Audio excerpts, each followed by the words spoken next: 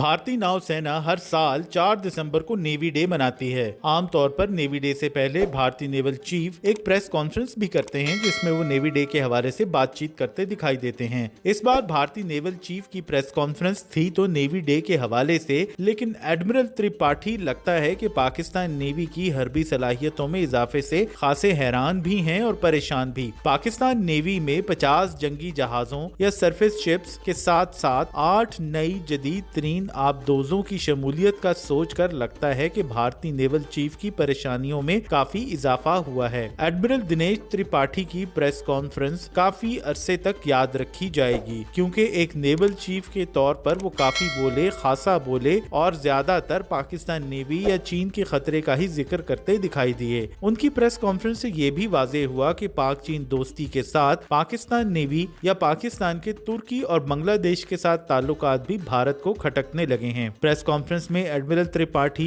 Pakistan navy की बढ़ती सलाहियतों की गर्दान करते रहे। एक प्रोफेशनल नेवल फोर्स के सरबराह के बजाय भारतीय नेवल चीफ प्रेस कॉन्फ्रेंस में मोदी जी के भक्त दिखाई दिए, क्योंकि वो अपनी प्रेस कॉन्फ्रेंस में आइडियोलॉजी और गाइडेंस के हवाले से मोदी जी के हवाले जरी पेश करते रहे। याद रहे कि मोदी जी वही मोदी जी हैं जिनके नजदीक गणेश देवता की सूंड भारत में हजारों बरस पहले होने वाले ट्रांसप्लांट ऑपरेशन का नतीजा हो सकती है, या फिर उनके नजदीक भारत में हजारों बरस पहले भी विमान या जहाज उड़ते थे। ऐसे विचार रखने वाले शख्स का भारतीय नेवल चीफ का आइडियल होना खासा मानखेज है। और ये बात भी बिल्कुल सच है कि पाकिस्तान नेवी में चीन से हासिल की जाने वाली 8 हंगोर क्लास आबदोजों की शमूलियत भारतीय नेवी को काफी डरा रही है, क्योंकि चीन से मिलने वाली नई आबदोजें अपनी स्टेल्थ टेक्नोलॉजी में बेमिसाल हैं। इससे एक तरफ तो पाकिस्तान नेवी की ज़ेर-ए-आब सलाहियतों में इजाफा होगा, तो दूसरी तरफ पाकिस्तान नेवी आबदोजों के हवाले से भारतीय नेवी को टक्कर देने की पोजीशन में भी आ जाएगी, क्योंकि पाकिस्तान के पास 8 हंगोर क्लास आबदोजों के साथ 3 अपग्रेडेड अगोस्टा क्लास आबदोजें भी मौजूद होंगी, जिनको पाकिस्तान ने तुर्की के ताउन से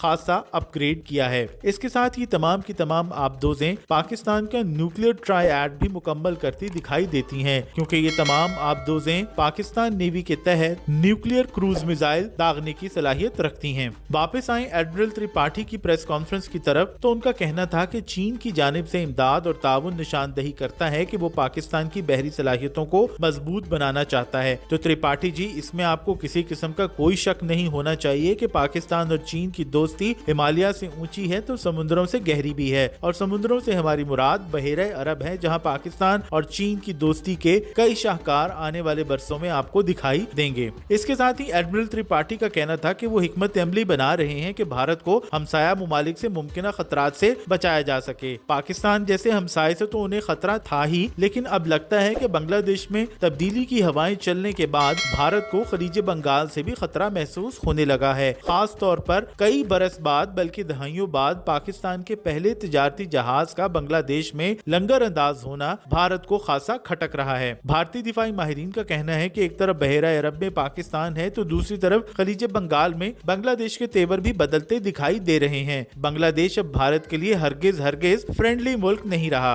और ये भी हकीकत है कि शुमाल में चीन की तरफ देखें तो चीन से तो भारत की बिल्कुल भी नहीं बनती, तो भारत के 3 तरफ ऐसे मुमालिक हैं जिनसे उनकी नहीं बनती। भारतीय दिफाई माहिरीन भी पाकिस्तान और बांग्लादेश के ताल्लुकात के साथ पाकिस्तान और तुर्की के ताल्लुकात पर भी खासे नाराज दिखाई देते हैं, जिनका कहना है कि तुर्की के ताउन से बाबर क्लास कॉर्वेट्स की तैयारी हो या नई मिड गैजेट आबदोज की शमूलियत, पाकिस्तान नेवी को तुर्की से खासा ताउन मिल रहा है।